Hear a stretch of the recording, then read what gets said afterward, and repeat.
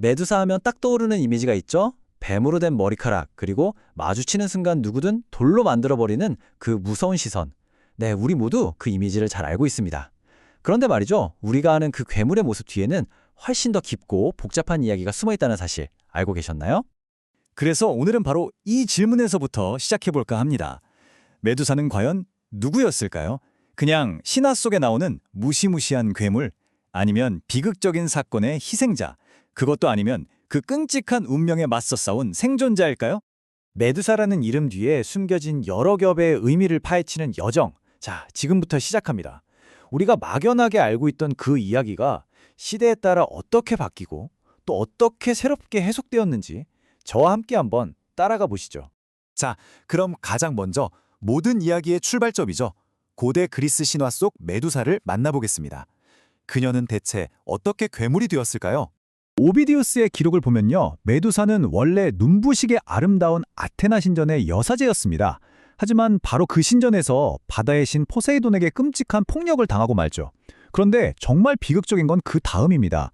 분노한 아테나 여신이 벌을 내리는데 정작 벌을 받은 건 가해자가 아니라 피해자인 메두사였다는 겁니다. 이게 바로 그녀가 인간에서 괴물로 변하는 정말 가슴 아픈 전환점이죠. 근데 여기서 되게 흥미로운 지점이 있어요. 아주 초기의 예술 작품들을 보면 메두사가 우리가 생각하는 그런 아름다운 얼굴의 괴물이 아니었다는 거예요. 오히려 턱수염이 덥수룩하고 날카로운 이빨을 드러낸 거의 남자에 가까운 흉측한 모습으로 그려졌습니다. 이게 바로 메두사 이미지의 원형이었던 거죠. 그렇다면 왜 그리스 신화에 등장하는 수많은 괴물들이 여성의 모습을 하고 있었을까요? 이 말이 정말 핵심을 찌르는데요. 여성에게 괴물이라는 이미지를 덮씌우는 거죠. 그럼으로써 당시 사회는 여성의 힘을 뭔가 두렵고 부자연스러운 것으로 만들어서 통제하려고 했던 겁니다. 시간이 한참 흘러서 20세기가 되자 메두사 신화는 완전히 새로운 국면을 맞이합니다. 바로 지그문트 프로이트라는 거인의 정신분석학을 통해서 말이죠. 프로이트 해석의 진짜 핵심은 바로 이 거세 콤플렉스라는 개념입니다. 어린 남자아이가 여성을 보고 나도 저렇게 될지 몰라? 하고 느끼는 그 무의식적인 공포. 프로이트는 메두사의 그 끔찍한 모습이 바로 이 남성 중심적인 공포를 자극하고 상징한다고 본 겁니다. 이 해석 진짜 기가 막히는데요. 프로이트는 메두사의 목이 잘리는 걸 거세의 상징으로 봤어요. 그런데 더 재밌는 건 머리카락인 뱀들이 오히려 남근을 상징해서 그 공포를 줄여준다고 해석했다는 점입니다. 심지어 메두사를 보고 돌처럼 굳는 건 남성이 여전히 발기할 수 있다는, 즉 나는 거세되지 않았다는 안도감을 주는 거라고 분석했어요. 모든 게 다 철저히 남성의 시선에서만 해석된 거죠. 당연한 수순이었을지도 모르겠습니다. 이런 해석은 아주 강력한 비판에 부딪히게 되죠. 핵심은 프로이트의 분석이 철저하게 남성의 관점에만 갇혀 있다는 거였어요. 그리고 바로 이 비판이 메두사를 완전히 새롭게 바라보는 현대적 해석의 문을 활짝 열게 됩니다. 자, 그럼 이제 프로이트의 안경을 벗어 던지고 전혀 다른 렌즈로 메두사를 한번 들여다볼까요? 바로 트라우마라는 현대 심리학의 렌즈입니다. 현대 심리학자들은 메두사의 이야기에서 바로 이 외상 후 격분장애의 전형적인 모습을 발견합니다. 끔찍한 사건을 겪고 난 뒤에 느끼는 깊은 억울함, 끝없는 분노, 그리고 아무것도 할 수 없다는 무력감. 이게 바로 메두사의 저주받은 모습에 고스란히 담겨 있다는 거죠. 이 슬라이드를 보시면 그 의미가 아주 명확해집니다. 신화 속 인물들을 현대적인 관점으로 재해석한 건데요. 포세이돈은 권력을 휘두른 가해자, 아테나는 피해자를 탓하는 2차 가해자, 그리고 머리의 뱀들은 트라우마가 남긴 마음속에 엉킨 실타래, 즉 마음의 매듭으로 볼 수 있다는 겁니다. 그러니까 이 새로운 해석을 통해서 이 고대의 신화가 오늘날 우리 사회가 직면한 아주 중요한 문제, 그러니까 성폭력과 피해자를 비난하는 문화가 얼마나 파괴적인지에 대한 강력한 우화로 다시 태어난 겁니다. 자, 이제 이야기를 좀 더 넓은 무대로 가져와 보죠. 메두사의 이미지가 역사 속에서 예술과 정치의 도구로 어떻게 이용되어 왔는지 한번 살펴보겠습니다. 이 타임라인을 보시면 메두사의 이미지가 시대에 따라 어떻게 변해왔는지 한눈에 들어옵니다.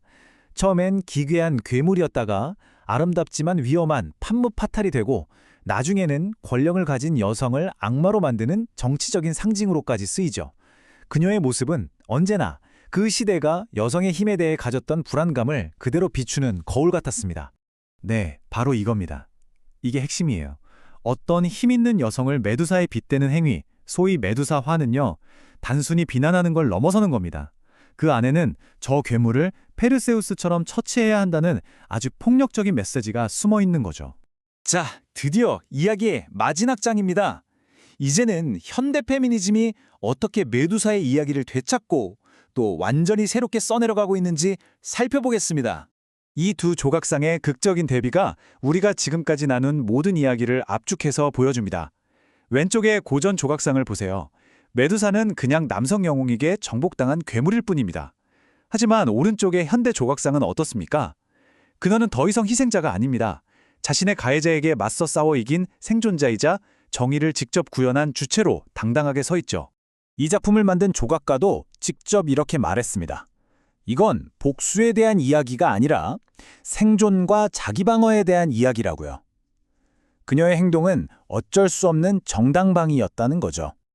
그리고 바로 이 지점에서 메두사의 이야기는 우리 시대의 가장 중요한 움직임 중 하나인 미투와 만나게 됩니다. 억압받고 침묵을 강요당했던 여성들이 자신의 목소리를 내기 시작하면서 메두사는 더 이상 괴물이 아닌 그들의 정당한 분노와 생존을 대변하는 강력한 아이콘이 된 것입니다. 하지만 여전히 현실은 녹록지 않습니다. 이 숫자는 미국에서 성폭력 사건이 1000건 발생했을 때 경찰에 신고되는 비율이 33%도 채 되지 않는다는 걸 보여줍니다. 메두사가 상징하는 그 침묵의 문화가 오늘날에도 여전히 수많은 피해자들의 목소리를 앗아가고 있다는 냉혹한 현실이죠. 그래서 마지막으로 이 질문을 던져봅니다. 수천 년을 거쳐 변화해온 메두사의 얼굴은 어쩌면 우리 사회의 자화상일지도 모릅니다. 그녀의 이야기를 통해 우리는 과연 무엇을 보고 있을까요? 그 거울에 비친 우리, 그리고 우리 사회의 모습은 과연 어떤 모습일까요? 여러분은 어떻게 생각하시나요?